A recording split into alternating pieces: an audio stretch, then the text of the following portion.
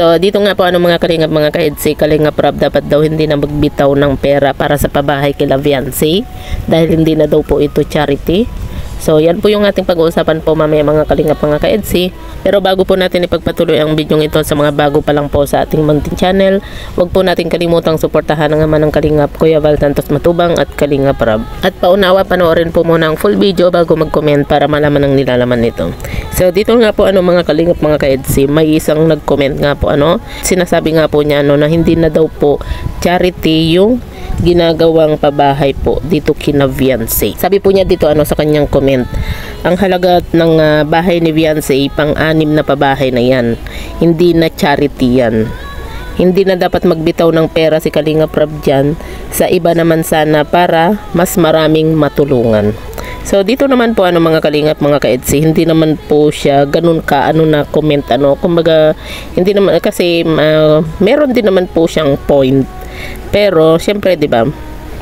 Yung pabahay po dito kina Viancy ay charity pa rin po yan At hindi po natin masisisi kung gusto po ng mga sponsor na ganun kalaki po yung gusto nilang gawin para nga po dito sa pabahay nga po dito kay Viancy, kasi deserve din naman po ni Viancy po yan mga kalingap.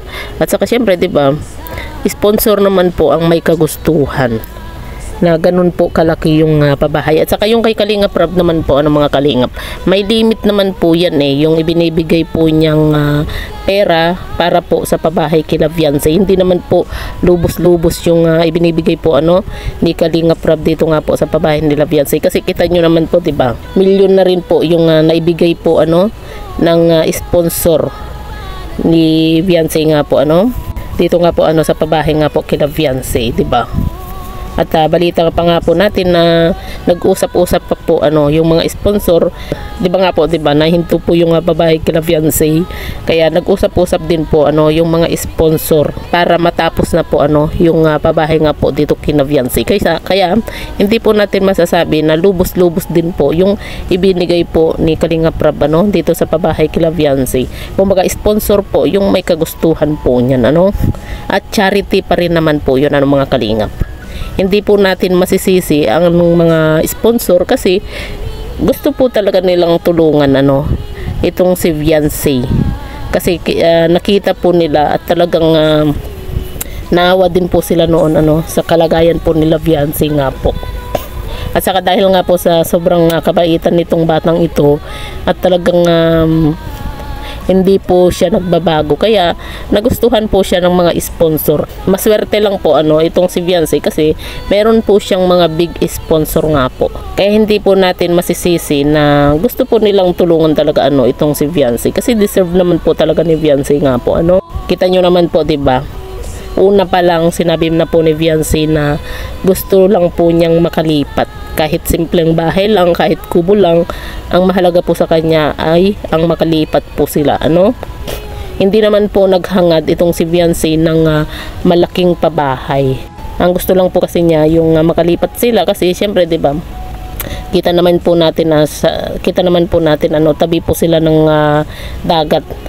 Kumbaga nandyan po lagi yung kaba, yung isip po nila na sa tuwing may bagyo, yung ganyan 'di ba.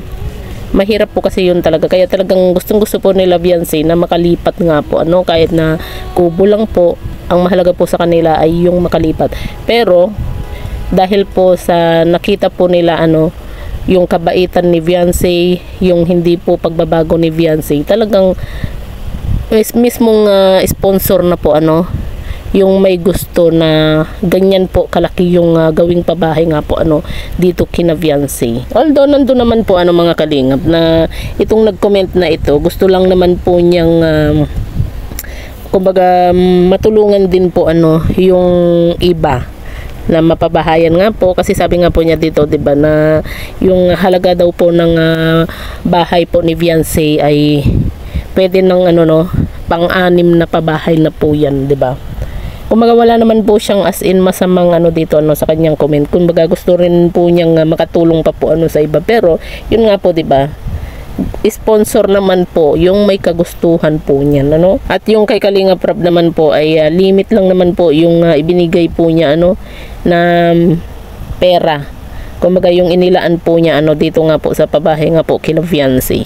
Hindi naman po siya yung as in lubos-lubos nga po kasi nag-usap na po yung mga sponsor about nga po diyan nga po sa pabahay kay fiancé, dahil nga po para matapos na din po mga kalingap. At charity pa rin naman po yung ginagawang pabahay po dito kina fiancé. Kita nyo naman po kung gaano nung unang vlog po ni Kalingap Rab dito kay fiancé, 'di ba?